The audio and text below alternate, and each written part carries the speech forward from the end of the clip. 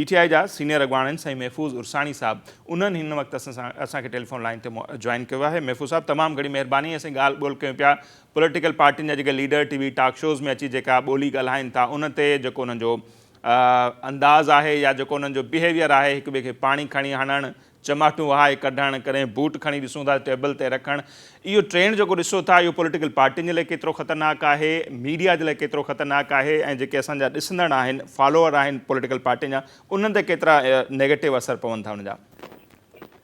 Sir महिरबानी तव्हां ॾाढे सुठे मौज़ू ते मूंखे गुफ़्तगू जो मौक़ो ॾिनो ऐं मां त सम्झां थो त इन शइ खे त असांखे काफ़ी पहिरां टेकअप करणु घुरिजे हा। ऐं ॾिसो न तव्हां बि माशाल्लाह हिकिड़ो सुठो इख़्लाक़ सां गॾु ऐं हिकिड़ी सुठी तव्हांजी जेकी आहे इंटेलेक्चुअलनेस उनजी लेवल असां ॾिठी आहे।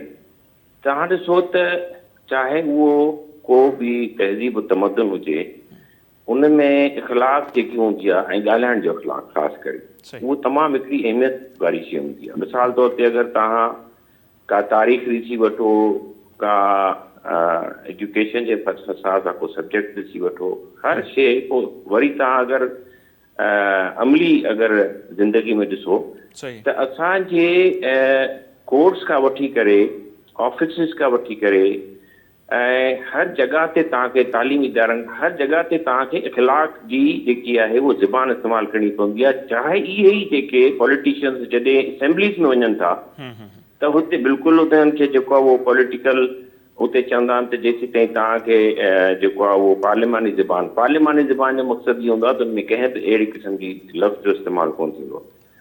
मूं तव्हांखे ॿुधायो त वॾा वॾा फ़ैसिला थींदा आहिनि पर उन्हनि में ज़बान सही इस्तेमालु थींदी आहे। वॾे में वॾो फ़ैसिलो मिसाल तौर ते वज़ीर आज़म साहिब खे कढी छॾियो सुप्रीम कोर्ट बीठे चईं त भई तव्हां वज़ीर आज़म न आहियो। उते त ग़लति ज़बान इस्तेमालु न थी हिकिड़े मिसाल तौर ते कातिल खे सज़ा ॾिनी थी वञे उते बि को गारगंद कोन थी थिए न कातिल जी तरफ़ां न जज जी तरफ़ां। त चवण जो मक़सदु इहो आहे त जॾहिं तव्हां अगरि आर्ग्यूमेंट कयो पिया था छा ज़रूरत आहे हिकिड़ी शइ खे बद इख़्लाक़ी सां चवण जी। ऐं मूंखे इन शइ जो तमामु घणो अहसासु बि आहे ॾुख बि आहे त गुज़िश्ता 20 साल में मुंहिंजे ख़्याल में असांजी पंहिंजी जेके असांजो मीडिया आहे उन्हनि जे कुझु एंकर पर्सन हिन खे जेको आहे उहो हिकिड़ो ट्रेंड ठाहे त वेही करे माण्हुनि खे पाण में विढ़ाईंदा हुआ ऐं आम्हूं साम्हूं तमामु मशहूरु उहे एंकर पर्सन आहिनि ऐं ठहिया बि उन वजह सां। पर सिर्फ़ु तमाशो थियो हिकिड़ो सम्झो त हिकिड़े क़िस्म जो हिकिड़ो यानी हिकिड़ो मदारी जो हिकिड़ो खेल लॻो हिकिड़ी मछली मार्केट ठही पर उन्हनि सां छा थियो त माण्हुनि जेकी इज़त हुई जेकी सियासतदान जी उहा बिल्कुलु माण्हुनि जी नज़र मां ख़तमु थी वई। त इहो आहिस्ते आहिस्ते ट्रेंड अहिड़ो ठही वियो त शायदि सभिनी इन खे सम्झो त इन ई सियासत करणु घुरिजे। पर मां सम्झां थो त असांखे इहा ॻाल्हि न ॾिसणु घुरिजे त सीरियस ॻाल्हियुनि में कॾहिं बि अहिड़े क़िस्म जो कारगंद या बद इख़्लाक़ी या बदतहज़ीबी न थींदी आहे। हिकिड़े माण्हू खे तव्हां ॻाल्हाइणु ॾियो पंहिंजी जेकी तव्हांजी राय आहे या जेको तव्हांजो काउंटर उनजे आर्ग्यूमेंट आहे उहो तव्हां पंहिंजे सुठनि अल्फाज़नि में सुठे अल्फाज़ चूंडी करे उहो चओ ताकी उहो न सिर्फ़ु इहो पुरअसर हुजे पर उहो जेको हुजे उहो लॉजिकल हुजे उहो स्ट्रॉन्ग हुजे उहो आर्ग्यूमेंट सही हुजे।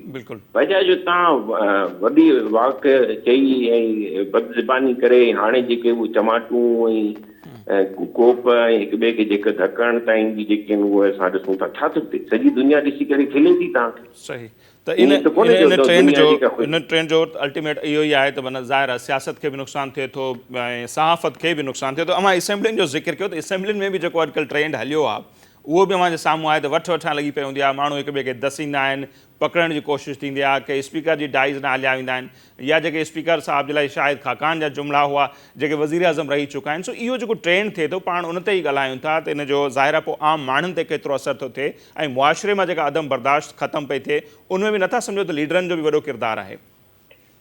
साईं मां त पंहिंजे हिसाब सां तमामु कंडेम कंदुसि ऐं मां जॾहिं खां सियासत में आयो आहियां मूंखे तमामु वॾो जेको इशू आहे उहो इन्हनि शयुनि सां ई आहे जेकी बद इख़्लाक़ी आहे हिकिड़ो धिकम पेल वारो रवाजु आहे हिकिड़ो ॿिए खे एतिरी हद ताईं जो फोटो बि कढणो हूंदो आहे त हिक ॿिए खे धिका पिया ॾींदा आहिनि भले वज़ीर आज़म सां गॾु फोटो कढणो चङा ख़ासा वज़ीर हिक ॿिए खे धिका ॾींदा आहिनि सियासी हुननि में त हूंदो ई हूंदो आहे पर इहा शइ न हुजणु घुरिजे। मां सम्झां थो त जॾहिं तव्हां हिकु मुल्क खे हलाइण जी हिकिड़ी कम की तरफ़ वञी तरफ़ रहिया आहियो। सियासत जो मक़सदु इहो आहे त तव्हांखे मुल्क जी बागडोर संभालणी आहे, तव्हांखे हिकिड़ो सीरियस कमु करिणो आहे। त इहे नॉन्स अच्छा इन सां छा थो थिए त मां तव्हांखे ॿुधायां मेरिट जी लताड़ थी थिए। सही इन सां उहे जेके सुठा माण्हू जेके सही ख़्यालनि वारा आहिनि, छाजे करे उहे बदतमीज़ी नथा करे सघनि, उहे अॻियां नथा अचनि। सही लिहाज़ा सियासत में बि जेके सुठा माण्हू आहिनि उहे पोयां थींदा था वञनि, ऐं जेके बद इख़लाक़ ऐं जेके यानी उन्हनि माण्हुनि जो को कैलिबर न आहे। मां तव्हांखे सची ॻाल्हि ॿुधायां थो, सही यानी अहिड़ा माण्हू सिर्फ़ु बद इख़लाक़ी ऐं बदतमीज़ी जे बेस ते अॻियां अचनि था पिया ऐं माण्हुनि खे एक्सेप्ट कनि था पिया। त मां त तव्हांजे प्रोग्राम जे वसीले सभिनी माण्हू खे चवंदुसि त महिरबानी करे तव्हां पुराणियूं ॻाल्हियूं यादि रखो। जॾहिं सुठा सियासतदान, कॾहिं भुट्टो साहिब खे तव्हां गार्गन कंदे कोन ॾिठो हूंदो, कॾहिं बेनज़ीर साहिब खे तव्हां गार्गन कंदे कोन ॾिठो हूंदो, वॾनि वॾे लीडरनि खे जेको आहे उहो तव्हां ॾिठो हूंदो गार्गन कोन कंदा आहिनि। त इहो मक़सदु ऐं ईअं न आहे त को हुननि तमामु स्ट्रॉन्ग उन्हनि एक्शन कया, तमामु स्ट्रॉन्ग उन्हनि फ़ैसिला कया, पर उन्हनि इहे जेकी ॻाल्हियूं हूंदियूं जंहिंसां जेको आहे उहो बाक़ाइदा इहे शइ नज़र अचे त हिकिड़ो माण्हू जंहिंजो बद इख़लाक़ हिकिड़ो माण्हू मां सम्झां थो त उनजी पंहिंजी जेकी डेप्थ कोन हूंदी आहे, न सिर्फ़ु उनजी शख़्सियत में डेप्थ कोन हूंदी आहे पर उनजी सोच में बि डेप्थ कोन हूंदी आहे। त जॾहिं जेसीं ताईं तव्हांजी पर्सनैलिटी ऐं सोच में डेप्थ न हूंदी तेसीं ताईं तव्हां मुस्तक़बिल जे बारे में कंहिं क़िस्म जा फ़ैसिला करे सघो था। हिकिड़े सतही माण्हू अगरि ज़ोर सां ॻाल्हाए, बद इख़लाक़ी सां ॻाल्हाए अॻे अचनि था, त मां सम्झां थो त सॼे क़ौम खे मुंहिंजो इहो पैगाम आहे त तव्हां अहिड़नि माण्हुनि खे सुञाणो, अहिड़नि माण्हुनि खे महिरबानी करे कंहिं बि क़िस्म जी जेको आहे उहो इज़त ॾियण जे क़ाबिल ई कोन्हे, लेकिन उन इज़त छाजे करे अहिड़नि माण्हुनि जे हथ में जॾहिं फ़ैसिला ईंदा त हू अहिड़े ई क़िस्म जा फ़ैसिला कंदा जहिड़ी त हुननि जी शख़्सियत आहे। त शख़्सियत ॾिसणु ज़रूरी आहे ऐं इख़लाक़ सां तव्हांखे अगरि धीमे लहजे सां तव्हां ॻाल्हाईंदो त इहो अलाह साईं जे रसूल जो चयल आहे। रसूल अकरम सल्लल्लाहु अलैहि वसल्लम अगरि इहा ॻाल्हि चई आहे त इन खे एडॉप्ट करणु अक़लमंदी आहे, का बेवकूफ़ी न आहे। सही त मां सम्झां थो स्टैब्लिश शयूं आहिनि, अगरि कुझु अरसे में इहे शयूं डेवलप थियूं आहिनि त असांखे इन्हनि शयुनि खे ट्रेंड खे न एप्रिशिएट करणु घुरिजे, न इनखे सपोर्ट करणु घुरिजे, न इनखे असांखे जस्टिफाई करणु घुरिजे, इनखे असांखे कंडेम करणु घुरिजे ऐं रद्द करणु घुरिजे ऐं अहिड़नि माण्हुनि खे बि रद्द करणु घुरिजे जंहिंजी अहिड़ी पर्सनैलिटी। सही बिल्कुलु उन ते करे ही प्रोग्राम कयोसीं। असां वेंदे वेंदे मुख़्तसर अव्हांखे सम्झणु चाहींदासीं। अव्हां खां पहिरियों डॉक्टर सोराब सरकी हुआ, उहे इहा ॻाल्हि तस्लीम पिया कनि त जॾहिं खां पार्टियुनि विनिंग कैंडिडेट्स ते डिपेंड करणु शुरू कयो आहे त पॉलिटिकल पार्टियूं कमज़ोर थियूं आहिनि ऐं जेके गैर तरबियती याफ़्ता माण्हू जॾहिं खां पार्टियुनि में इन थिया आहिनि, जिन खे पैराशूटिया चए थो, तॾहिं खां माहौल ख़राबु थियो आहे। त छा अव्हां बि इन ॻाल्हि खे तस्लीम कंदा त पार्टियुनि विनिंग कैंडिडेट्स खे वधीक तरजीह ॾियणु शुरू कयो, उन करे पार्टियूं बि कमज़ोर थियूं आहिनि ऐं इहो जेको ट्रेंड आहे इन खे बि हथी पई मिले? मां सम्झां थो ॾिसो न, बुर्दबारी, अक़लमंदी, डेप्थ, विज़डम, इहे सॼियूं शयूं तव्हांखे तमामु स्लोली ग्रेजुअली कंहिं शख़्सियत में डेवलप थींदियूं आहिनि। ऐं जॾहिं हिकिड़ो माण्हू बिल्कुलु कॉम्प्रीहेंसिव हिकिड़ो इक्विप्ड थी हूंदो आहे तॾहिं ई हुनजे हथ में फ़ैसिले करण जी जेको आहे उहो ॾिनी वञे क़ौम जी तरफ़ां, माण्हुनि जी तरफ़ां उनखे लीडर मञी वञे। पर जेका फिरदौस आशिक़ इमाम साहिबा जी एज आहे, जेतिरनि वज़ारतुनि तां वफ़ाक़ी वज़ार थी करे लथी, अव्हां सम्झो था इन्हनि में अञा ताईं सिखण जी उहा आहे या उहा अॻिते हली अञा न? ॾिसो न, मां काफ़ी माण्हुनि खे रद्द कंदुसि, अॼु जी कैबिनेट में बि रद्द कंदुसि, अॼु खां पहिरां जेके कैबिनेट थियूं उन्हनि में बि रद्द कंदुसि। अॼु जे पार्टियुनि में चङनि ख़ासनि पोज़ीशन ते जेके माण्हू वेठा आहिनि मां सम्झां थो सभु फेलियर आहिनि।